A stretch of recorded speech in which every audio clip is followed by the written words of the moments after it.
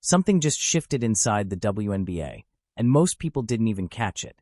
At a time when the league is sitting on edge, negotiations looming, contracts uncertain, players watching their futures hang in the balance, Sophie Cunningham quietly dropped a message about Caitlin Clark that might end up meaning more than any stat line we've seen all year. It wasn't about points. It wasn't about ratings. It wasn't about record-breaking attendance. It was about who Caitlin Clark really is when the cameras turn off. And the timing? That's what makes this moment different. Because right now, the WNBA isn't just growing, it's transforming. There's tension under the surface. There's pressure on veterans. There's pressure on management. And at the center of it all stands the most talked-about player in women's basketball, a 22-year-old who walked into the league with more spotlight than anyone before her. Some embraced it. Some resented it. Some tried to test it. But one player made her stance crystal clear from day one. Sophie Cunningham didn't just support Caitlin Clark. She stepped into the fire with her. And when Sophie recently spoke about Clark off the court, calling her a normal human and even a big dork, it might have sounded playful on the surface. But it wasn't random.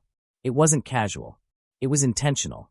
Because in a league where narratives spin fast, where headlines can divide locker rooms, and where business decisions can reshape entire franchises overnight, public loyalty carries weight. This wasn't just a compliment. It was a message. And to understand why that message matters right now, we have to go back to when everything started boiling over.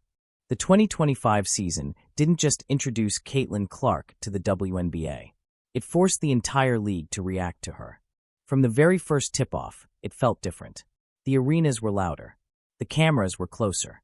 The conversations were sharper.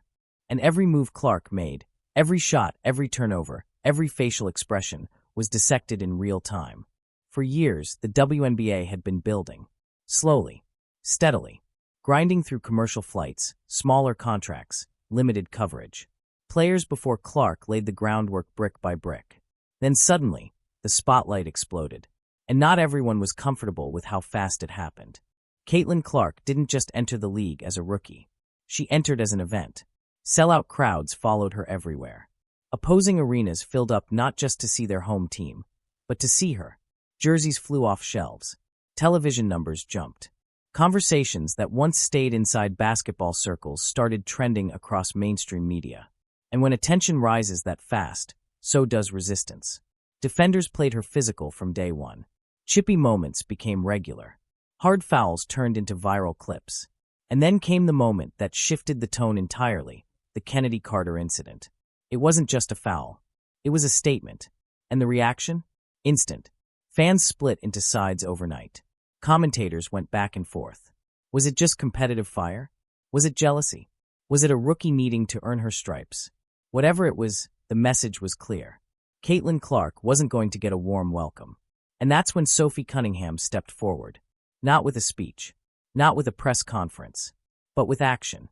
From the jump, Sophie made it obvious. If you were going to test Clark, you were going to deal with her too.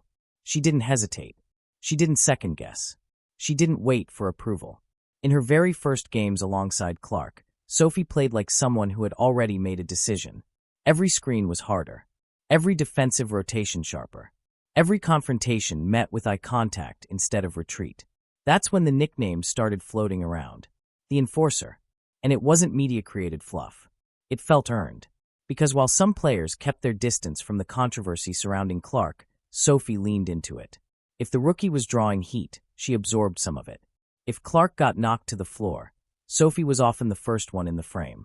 That kind of energy does something inside a locker room. It sends a message without words. It says, we protect our own. But what made this even more interesting was Sophie's own journey. She wasn't some superstar chasing headlines. She had been in the league long enough to remember when things looked very different. She had endured the grind years. She had felt overlooked, undervalued, underpaid. And now suddenly, she was playing alongside the most marketable player the league had ever seen. That dynamic could have gone sideways. It didn't. Instead, Sophie doubled down. When tensions rose around Clark, she didn't stay neutral. When physicality escalated, she didn't fade into the background. When narratives started forming about rookies versus vets, she didn't feed into it. She competed. Hard. And that competitive edge wasn't new. Sophie has always played like someone with something to prove. There's a chip on her shoulder that never really disappears. You see it when she talks back to referees. You see it when she dives for loose balls in games that don't make highlight reels. You see it in the way she refuses to let trash talk go unanswered.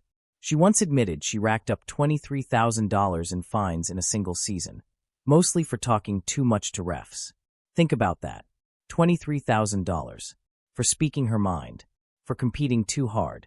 For not backing down. Now put that energy next to a rookie who's absorbing the most pressure the league has ever placed on one player. It's not accidental chemistry. It's alignment. And here's where things get layered. Because while fans saw Sophie standing up for Clark during games, they didn't see what was happening in practice. They didn't see the conversations behind closed doors. They didn't see the small moments that build trust between teammates. All they saw were the viral clips, the shove, the stare down, the fine announcements. But underneath that surface-level intensity was something more calculated. Sophie understood what was happening around Clark. She understood the weight of being labeled the future. She understood how quickly public perception can flip. And instead of competing with that spotlight, she shielded it.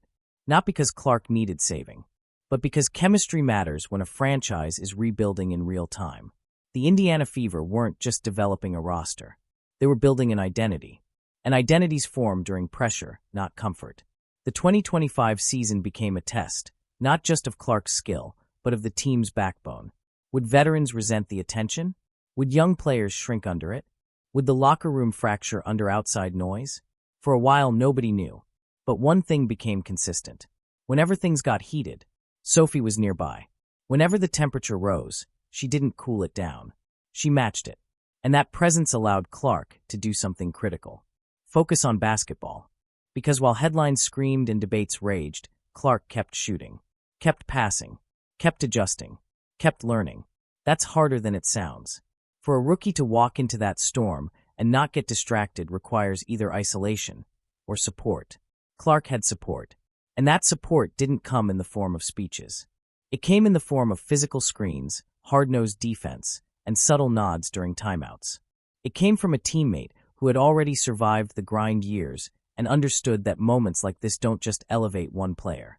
They elevate the entire league. But here's the twist. Standing up for someone in public is one thing. Calling them out as a big dork in an interview and meaning it affectionately is something else entirely. Because that tells us something different. That tells us the bond isn't just strategic. It's personal. And what Sophie revealed next starts to change how we see this entire situation. But that wasn't even the whole story. Here's the part nobody expected. After a season filled with hard fouls, national debates, and nonstop attention, Sophie Cunningham didn't describe Caitlin Clark as a superstar. She didn't call her unstoppable. She didn't call her the future of the league. She called her normal. A big old dork.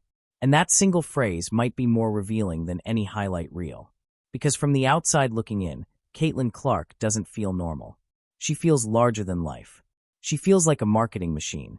She feels like a cultural shift wrapped inside a jersey. Every arena she walks into changes.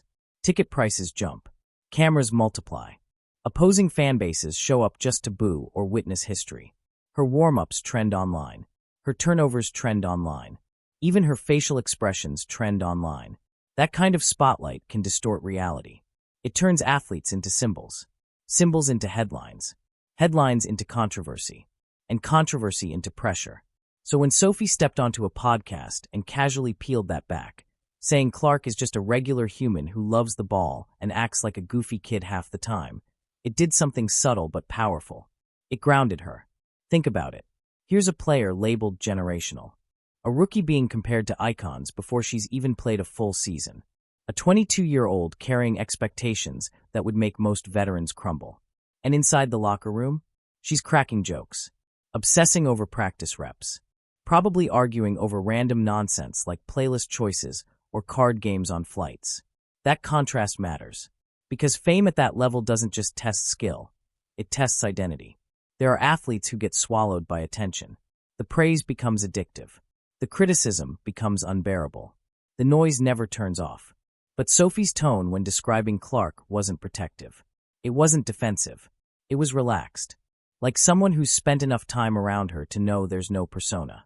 No manufactured personality. No carefully crafted PR version inside team walls. Just a kid who genuinely loves basketball.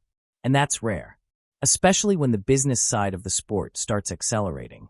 Because while fans see endorsements and sold-out arenas, inside the league, players feel the shift differently.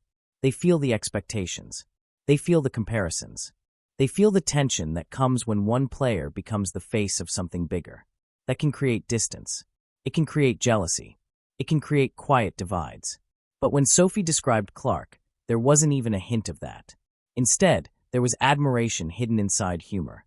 She carries it so well. That's the line that matters. Carrying attention at that scale requires emotional discipline most people don't develop until their 30s, if ever. Clark is doing it at 22. And Sophie sees it up close. She sees the practice habits.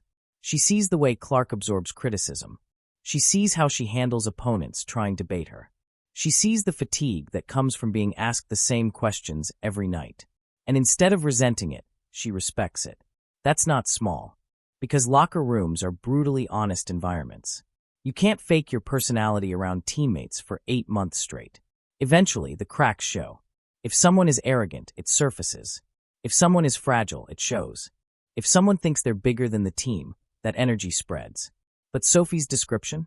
It didn't include ego. It didn't include diva behavior. It didn't include entitlement. It included words like normal and dork. That tells you Clark isn't walking around acting like she changed the league by herself. She's still obsessed with the game. Still studying film. Still competitive. Still probably overthinking missed shots more than social media ever could. And here's where this gets even deeper. When someone becomes the center of attention in a professional environment, teammates often adjust in one of two ways. They either lean away, or they lean in. Sophie leaned in. But leaning in requires belief. You don't publicly align yourself with someone unless you genuinely believe in them. Especially not during a volatile era. Because make no mistake, the WNBA right now isn't just celebrating growth. It's negotiating power. It's renegotiating contracts. It's redefining revenue splits. It's determining how this surge of attention translates into long-term structure. And whenever money enters the equation, tension follows. That's human nature. So for Sophie to go on record praising Clark's character, not just her game, during this exact window, that's strategic timing, whether intentional or not. She didn't just defend Clark's talent. She defended her humanity. And in today's sports climate, that might be more important. Because athletes get dehumanized fast. They become ratings tools, debate topics, engagement bait. But inside a locker room, you're just a person trying to win games. And if Clark truly is just a goofy, ball-obsessed competitor behind the scenes, that changes how we interpret everything from last season. It reframes the hostility she faced. It reframes the criticism. It reframes the idea that she was somehow asking for the attention. Maybe she wasn't chasing the spotlight at all. Maybe she was just playing, and the world built the rest around her. Now here's the subtle shift. When Sophie calls Clark a big dork, she's not minimizing her. She's protecting her. She's reminding the audience, and maybe even the league, that behind the generational label is still someone figuring things out in real time. Someone adjusting to pro speed. Someone adjusting to pro criticism. Someone adjusting to being a walking headline. And that's heavy, especially when the narrative outside starts framing you as either the savior or the problem. That duality can mess with even the strongest competitors. But Sophie doesn't describe Clark as overwhelmed. She describes her as composed. That's different. It means inside the storm, Clark isn't panicking. She's adapting. And that's when you start realizing this partnership might be more important than people think. Because every star needs someone in the locker room who sees them clearly. Not as a brand, not as a movement, not as a lightning rod, but as a teammate. And Sophie sees her clearly. Which makes what's happening in the league right now even more interesting. Because while Clark is being humanized behind the scenes, the business side of the WNBA is anything but calm. And what Sophie revealed next about her own journey, that's where the real contrast begins. And trust me, that part changes the entire perspective. Before sold-out arenas, before record-breaking TV deals, before charter flight conversations became serious, there was a very different version of this league. And Sophie Cunningham lived it. While fans today see packed stadiums and debate whether Caitlin Clark is accelerating the league's growth, Sophie remembers a time when surviving in the WNBA required real financial sacrifice. She said it plainly. Her rookie year salary? Around $30,000. Let that sit for a second. $30,000. For a professional athlete competing at the highest level of women's basketball. That wasn't decades ago. That wasn't some ancient era. That was her lived experience. She's talked about it openly, wondering if she needed to go back to school, wondering how long that kind of income could realistically support a career. Traveling commercial. Staying in hotels that didn't exactly scream professional sports franchise. That was the grind. Not glamorous. Not trending. Not widely celebrated. Just pure love of the game. And that's what makes this current moment so fascinating. Because now the league is exploding in visibility. Global conversations are happening. Corporate partnerships are accelerating. Media rights deals are expanding. The WNBA isn't begging for attention anymore. It's commanding it. And in the center of that growth stands Caitlin Clark. Now here's where the nuance comes in. It would be easy to say Clark single-handedly created this shift. That's not accurate. The groundwork was laid by players like Sophie, by veterans who accepted low pay, by stars who played overseas in the off-season just to make ends meet, by athletes who competed without national broadcasts amplifying every move. Clark didn't start the fire, but she poured gasoline on a foundation that was already smoldering. And Sophie knows that. She's seen both eras. She's seen what the league looked like when hardly anyone outside basketball circles was paying attention. And now she's watching it transform in real time. That creates a rare perspective. Because when you've lived through the hard years, you don't take momentum for granted. You protect it. You push it. You fight for it. Which explains why Sophie talks about being thankful for the players who came before her. She understands legacy.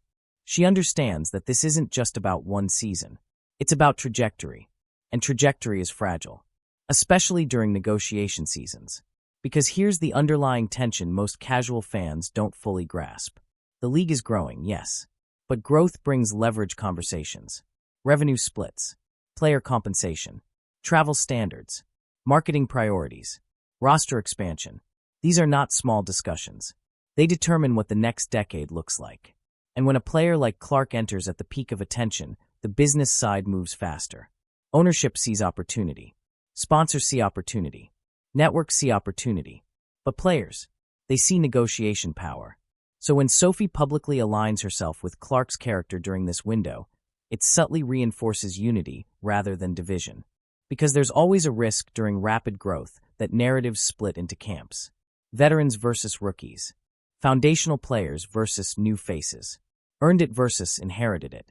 That kind of divide can fracture chemistry. But Sophie's tone doesn't hint at resentment.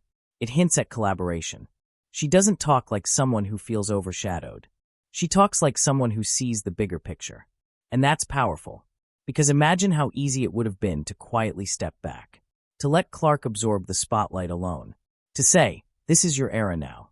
Instead, Sophie steps closer. Defends harder. Speaks publicly. Praises openly. That signals something. It signals that the locker room, at least from her perspective, isn't fractured. It signals that growth doesn't have to equal division. And here's where the contrast becomes almost poetic. Sophie once questioned whether she could survive in this league financially. Now she's part of the era reshaping its financial future. That's not accidental timing. That's generational transition. And transitions are messy. Because for every highlight of sold-out crowds, there are private conversations happening behind the scenes about who benefits most from this growth. Who gets paid first. Who gets marketed first. Who becomes the face. And being labeled the face of the league isn't always comfortable. It can isolate you. It can paint targets on your back. It can shift locker room dynamics if not handled carefully. But Sophie describing Clark as grounded suggests something crucial. Clark isn't walking around acting like she owns the league. She's walking around acting like a teammate. And that might be the most important factor in this entire evolution. Because if the star behaves like a teammate, veterans are more likely to support the movement rather than resist it. That creates momentum instead of tension. Now zoom out even further. The WNBA isn't just competing internally. It's competing culturally. Women's sports are pushing for visibility across the board. Media narratives are expanding. Conversations about equality, investment, and respect are louder than ever.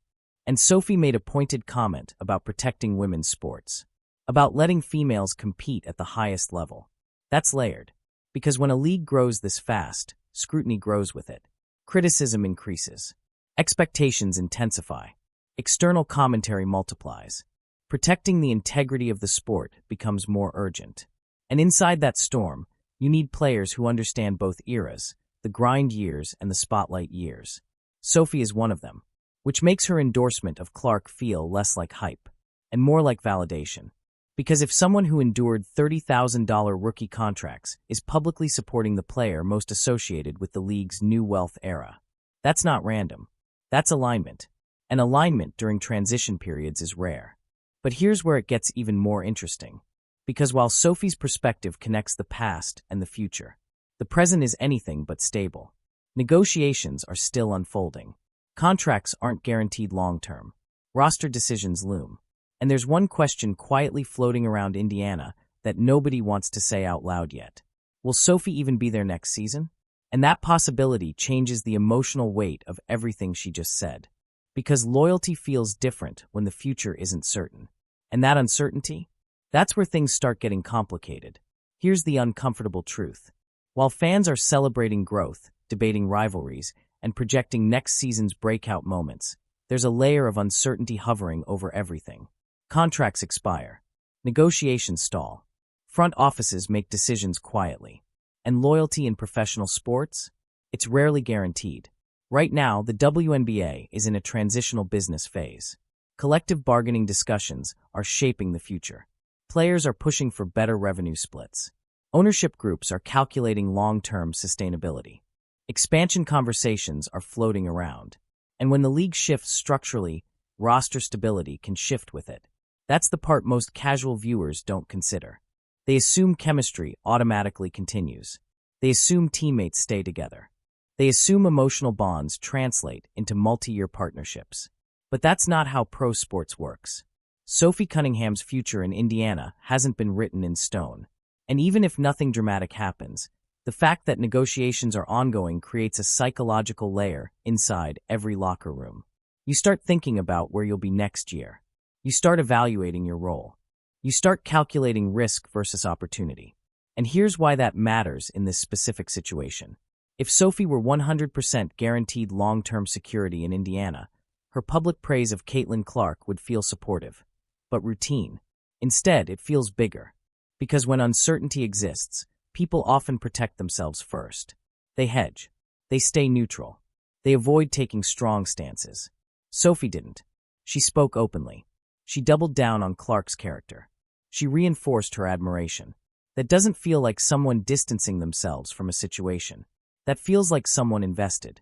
Now imagine the pressure on Clark in this environment. She's not just adjusting to pro basketball. She's adjusting to being the centerpiece during a financial turning point.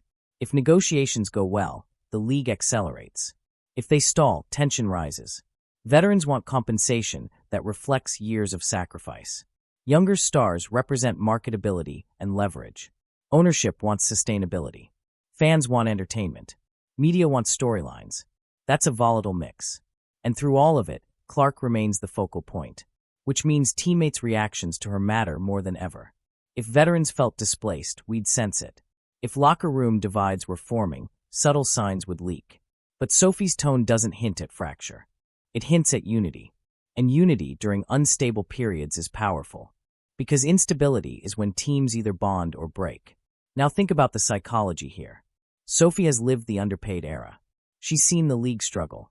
She's experienced what it's like to question whether staying in the WNBA made financial sense. Now she's watching a new wave elevate the platform.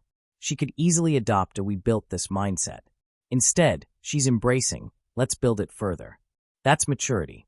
And it's strategic.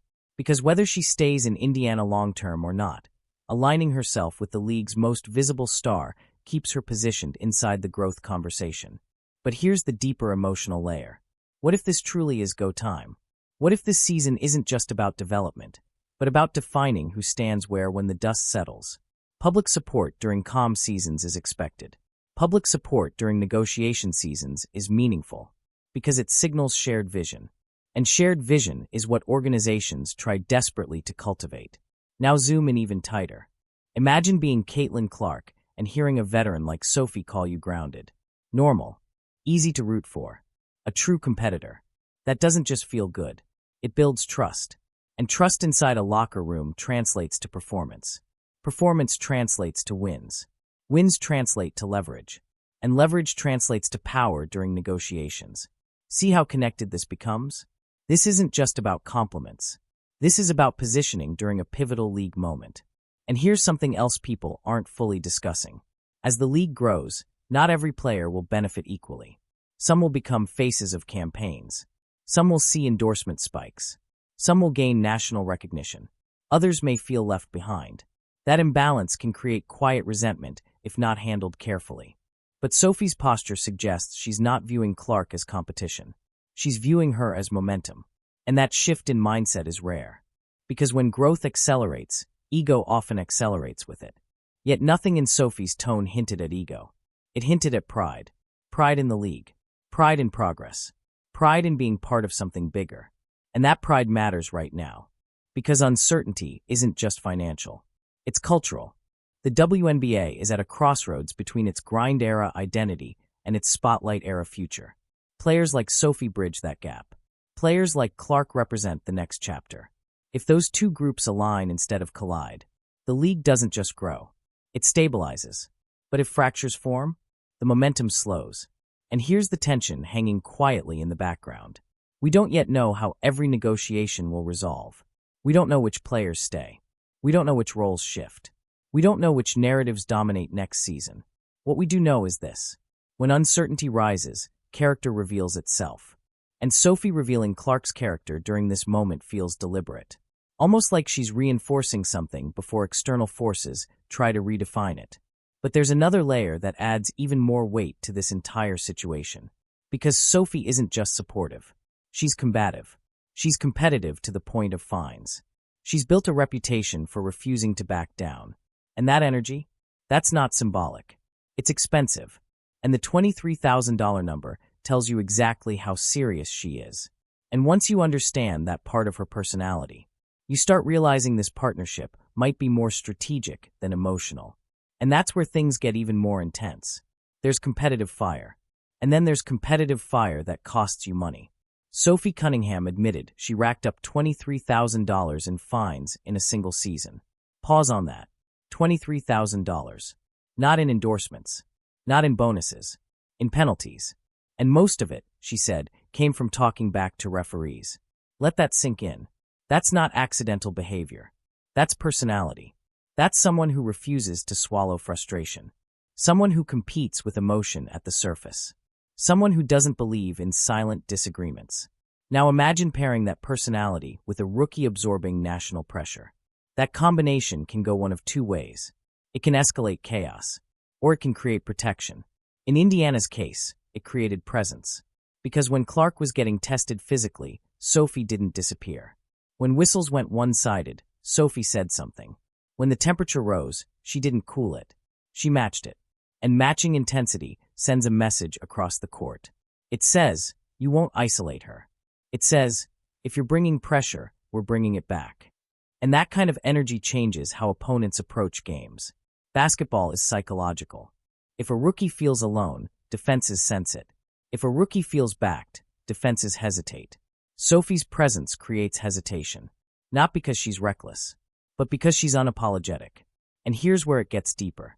Fines hurt differently when you've lived through $30,000 rookie contracts. $23,000 isn't abstract. It's tangible. It's significant. For some players, that's the difference between comfort and strain. Yet Sophie almost laughs about it. Not because she doesn't care, but because she prioritizes competition over comfort. That mentality is rare, especially in a league still negotiating financial growth. You'd expect caution. Instead, she doubles down, which raises an important question. Why risk that kind of money? Why embrace that edge? Because for Sophie, identity is tied to intensity. She's built her brand around being fearless between the lines. She doesn't just play. She confronts. She challenges. She responds. And that matters in a season like 2025. Because Clark didn't just enter the league quietly. She disrupted it. Ratings spiked. Attention shifted. Opposing teams circled Indiana on their calendars. Every game felt like an audition for national conversation. That's exhausting. And exhaustion creates vulnerability, which is why having someone willing to absorb confrontation is critical. Sophie didn't just absorb confrontation. She initiated it when necessary. That changes dynamics. Because once opponents realize there's pushback, they recalibrate. They think twice. And even if they don't stop playing physical, they understand there's accountability. Now think about this from Clark's perspective. Imagine stepping into a league where every arena feels hostile, where every mistake trends online, where every foul feels magnified. Then look to your left during a heated moment and see a teammate already stepping forward. That builds internal calm. That allows you to focus on shot selection instead of retaliation. And here's the key distinction. Sophie's competitiveness isn't random aggression. It's controlled intensity. She knows when to escalate. She knows when to talk. She knows when to walk away. That's veteran awareness. And it's strategic, because too much emotion can hurt a team, but directed emotion can protect one. Now layer that with the league's current business climate. Negotiations underway. Future salaries in discussion. Players advocating for respect. In that environment, emotions run even hotter. Every whistle feels political. Every media headline feels amplified. And players with Sophie's personality become even more important. They stabilize through confrontation. They prevent internal frustration from building silently. But here's the twist most people overlook. When you're known as the enforcer, you become a target too. Referees watch you differently. Opponents bait you intentionally. Media frames you as aggressive. That's a tax on your reputation. And Sophie accepts it. Not because she enjoys fines, but because she values presence. Now zoom out. If she were jealous of Clark's spotlight, would she sacrifice reputation to protect her? Unlikely. If she felt displaced, would she step into confrontations on Clark's behalf? Doubtful. If locker room tension existed, would we see this level of visible alignment? Probably not. Instead, we see synchronization. Intensity paired with composure. Fire paired with focus. And that combination is dangerous, in a good way. Because when a star player knows someone has their back, they play freer. When they play freer, they perform better. When they perform better, narratives shift. And when narratives shift, leverage increases. It's all connected. Now here's where the story shifts again. Because Sophie isn't just talking about competition. She's talking about protecting women's sports. And that statement carries weight in this era. Because protecting something means you believe it's under pressure. And pressure isn't just on the court. It's cultural. It's financial. It's historical. And when she says it's a good time to be in the WNBA, that optimism isn't naive. It's earned. But optimism without protection doesn't last. Which means what she said next. That might be the most revealing part of all. When SOPHIE Cunningham said her biggest thing was protecting women's sports, that wasn't just a throwaway line. That wasn't just generic support. That was layered. Because you don't talk about protection unless you feel something valuable is at stake. And right now, women's basketball isn't just growing. It's being examined. Every foul gets replayed. Every rivalry gets dissected. Every comment gets clipped and debated. The league isn't under the radar anymore. It's under the microscope. And microscopes don't just magnify greatness. They magnify flaws. They magnify tension. They magnify disagreements. So when Sophie says she wants to protect women's sports, she's acknowledging something subtle. Growth brings vulnerability. The WNBA used to fight for attention. Now it has it. And attention changes everything. Because now the league isn't just evaluated by basketball purists. It's evaluated by casual fans. By critics who don't understand the history. By media outlets chasing controversy. By social platforms that thrive on division. That's a different battlefield. And in that battlefield, unity becomes currency. Sophie's words weren't aggressive. They were protective. She emphasized letting females compete at the highest level. Letting them show skill. Letting the product speak for itself. That's important. Because when narratives start forming around personalities instead of performance, it can distort reality. And let's be honest, much of last season's conversation around Caitlin Clark wasn't about pure basketball. It was about reactions. It was about treatment. It was about rivalries. It was about whether the league was embracing or resisting change. That kind of discourse can overshadow skill. And Sophie seems aware of that risk. She's not dismissing the spotlight. She's not downplaying the moment. She's saying, let us compete. That's powerful, because it reframes everything. It says the noise isn't the point. The competition is. And here's the key connection. Caitlin Clark's rise brought millions of new eyes. Those new eyes don't always understand the league's culture. They don't always understand its history. They don't always understand the battles fought long before Clark arrived. That gap can create friction. Veterans want recognition. New fans want spectacle. Media wants drama. But Sophie's tone suggests something different. She sees the opportunity. She sees the platform. She sees the possibility of global expansion. And she doesn't sound threatened by it. She sounds energized by it. That matters. Because when growth happens too fast, fear can creep in. Fear of being replaced. Fear of being overshadowed. Fear of losing identity. But Sophie isn't operating from fear. She's operating from pride. Pride in the league's evolution. Pride in the talent. Pride in the moment. And here's what makes this especially significant. She's not just advocating for the league. She's advocating during negotiations. That's timing. Because when business talks intensify, unity becomes leverage. If players publicly fracture, ownership gains advantage. If players align, bargaining power strengthens. And aligning around shared values, like protecting the integrity of the sport, sends a message beyond individual contracts. Now bring Clark back into the center of this. Clark represents visibility. Sophie represents continuity. When visibility and continuity align, growth stabilizes. But if visibility outpaces continuity, things get messy. And the WNBA doesn't feel messy right now. It feels tense, yes, but not fractured. Not from what we can see. And Sophie's praise reinforces that. Because by humanizing Clark, she reduces the chance of isolation. Isolation breeds division. Humanization builds connection. And connection builds team chemistry. Which circles us back to something bigger. This season isn't just about stats. It's about defining the identity of the next era. Is the WNBA entering a phase of rivalry-driven chaos? Or a phase of competitive respect with rising intensity? Sophie's stance suggests the latter. Compete hard. Protect the game. Support teammates. Let the product shine. That's a blueprint for sustainable growth.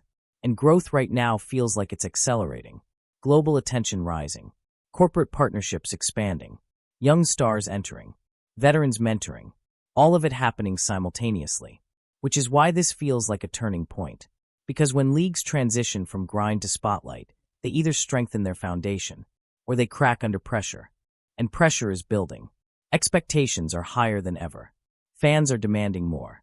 Media coverage is relentless. Players are negotiating their worth. And in the middle of all that noise, Sophie casually drops something that feels almost simple. She's just normal. That simplicity might be the stabilizer. Because if the face of the new era remains grounded, and the veterans remain aligned, the league doesn't just grow. It matures. But here's the final layer we haven't fully addressed yet.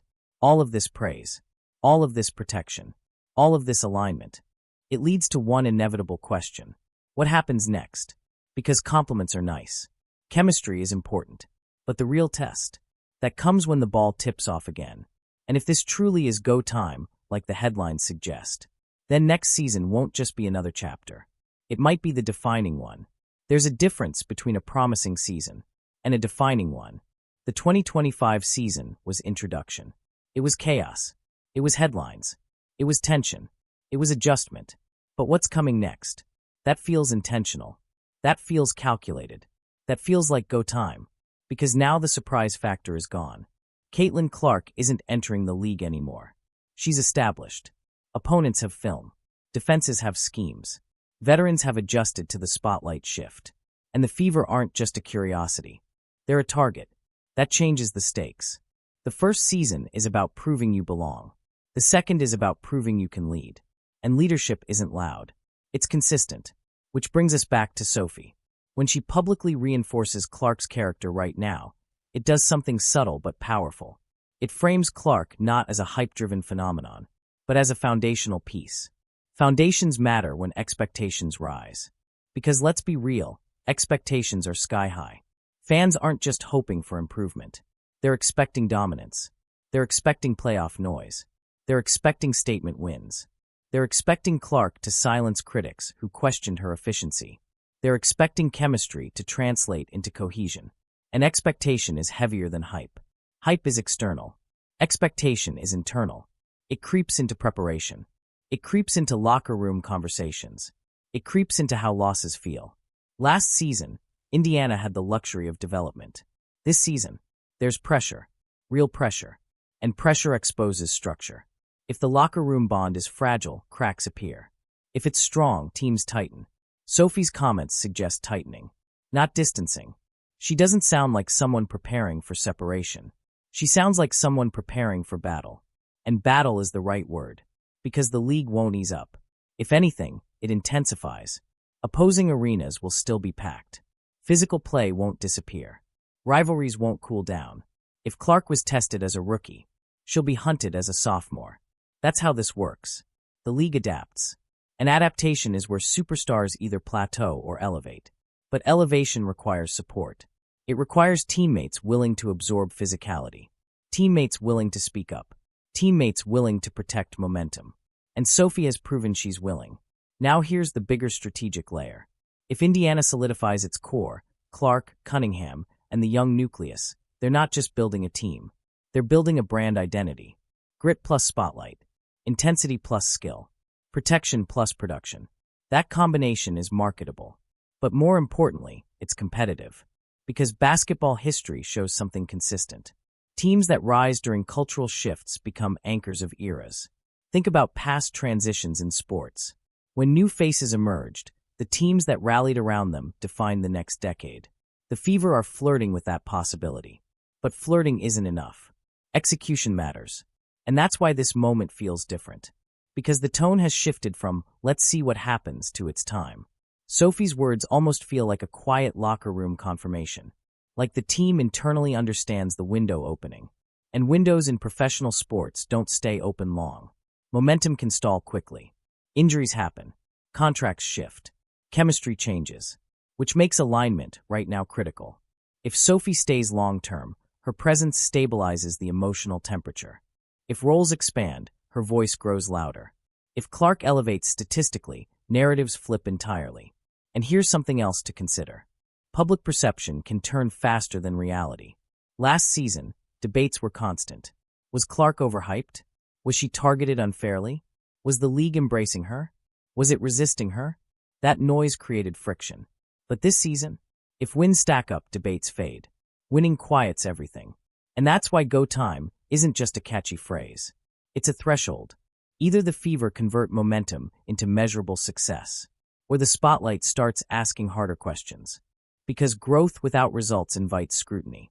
And scrutiny without unity creates stress. Which circles back to the original point. Sophie's praise wasn't random. It was stabilizing. It was reinforcing Clark's humanity before the pressure spikes again. Because once the season tips off, narratives move fast. If Clark starts hot, she becomes the face of a new power shift. If she struggles early, critics resurface instantly. That's the reality of visibility. And navigating that requires emotional insulation. Sophie provides insulation. Not through speeches. Through presence. Through edge. Through loyalty. Now imagine opening night. Crowd loud. Cameras locked in. Opponents testing physical limits again. But this time, Clark isn't the overwhelmed rookie. She's the prepared centerpiece. And standing nearby, the same enforcer who never blinked last season. That continuity changes energy. It signals that what happened last year wasn't temporary chaos. It was foundation building. And foundation building leads to eras. Which brings us full circle. This wasn't just Sophie saying nice things. This wasn't casual podcast banter. This was reinforcement before ignition. Because ignition is coming. The league knows it. Fans feel it. Players sense it. The spotlight isn't fading. It's intensifying. And when the lights get brighter, character gets clearer. Sophie just told us exactly what Clark's character looks like behind the scenes. Normal. Obsessed with the game. Grounded under pressure. And ready. If that's true, then what's coming next might be louder than anything we've seen so far. And that's why this moment feels different. Not chaotic. Not accidental. But deliberate. Go time isn't hype. It's a warning. And if Indiana capitalizes on it, the 2026 season won't just be memorable. It might redefine the league's next chapter. At first glance, it sounded simple. A veteran praising her teammate, calling her normal, calling her a dork, saying she loves the game. But nothing about this moment is simple, because timing changes meaning. And right now, timing is everything. The WNBA is expanding faster than ever. Negotiations are shaping the future. Expectations are rising. The spotlight is brighter. The pressure is heavier. And in the middle of all that noise, Sophie Cunningham chose to send a very specific message. Not about stats. Not about ticket sales. Not about headlines. About character. That matters. Because when leagues evolve, character determines who survives the transition. We've seen it in every sport. Some players crumble under amplified attention. Some locker rooms fracture when one star becomes the center. Some teams can't balance growth with chemistry. But what we're seeing in Indiana feels different. Instead of jealousy, there's protection. Instead of distance, there's alignment. Instead of subtle tension, there's public reinforcement. And that tells you something. Sophie isn't just backing Clark as a scorer. She's backing her as a foundation. She's essentially saying, I've seen both eras of this league, and she belongs in what's coming next. That's powerful validation, especially coming from someone who lived through the $30,000 rookie contracts. Someone who traveled commercial. Someone who questioned if the league could truly explode. Now she's watching it explode in real time. And instead of guarding her territory, she's helping build the future.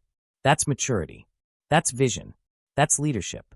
And here's the reality nobody can ignore anymore. Caitlin Clark is no longer the experiment. She's the expectation. The league isn't testing her. It's adapting to her. Opponents are game planning for her. Media narratives orbit around her.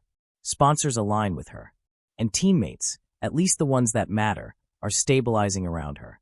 But expectations are heavier than hype. Last season, chaos created excuses. This season, structure demands results. The fever won't surprise anyone anymore. They'll be hunted. They'll be challenged. They'll be measured against the momentum they helped create. And that's where this partnership becomes crucial. Because talent wins games. But protection builds confidence. Chemistry builds resilience. And resilience wins seasons. Sophie's energy brings edge. Clark's presence brings spotlight. Together, that combination feels intentional, calculated, prepared. This isn't accidental chemistry. It's strategic alignment at the exact moment the league is redefining itself. And if you zoom out even further, this might be bigger than Indiana. This might be the template for how generational transitions happen without destruction. A veteran embraces the future instead of resisting it. A young star respects the groundwork instead of ignoring it. The league grows without tearing itself apart. That's rare in professional sports.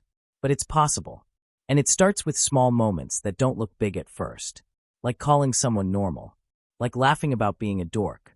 Like casually reminding the world that behind the headlines is still just a competitor who loves the ball. Because when the season tips off again, none of the podcast clips will matter. None of the debates will matter. Only performance. Only chemistry. Only wins. And if Sophie is right about Clark's composure, if Clark truly carries the pressure the way she says she does, if this locker room bond is as strong as it appears, then what's coming next won't just be exciting. It'll be defining. Go time isn't noise. It's a signal. A signal that the introduction phase is over. A signal that the spotlight era has officially begun. A signal that the next chapter of the WNBA won't be built quietly. It'll be built under lights. And the players who stay grounded under those lights, they become anchors. Sophie just told us Clark is grounded. Now we get to see if that grounding turns into dominance. And if it does, this moment, this interview, this subtle reinforcement, we'll look back at it and realize that's when the shift became undeniable. If you enjoyed this deep breakdown and want more behind-the-scenes analysis on Caitlin Clark, Sophie Cunningham, and everything happening inside the WNBA's biggest turning point, make sure you hit subscribe right now.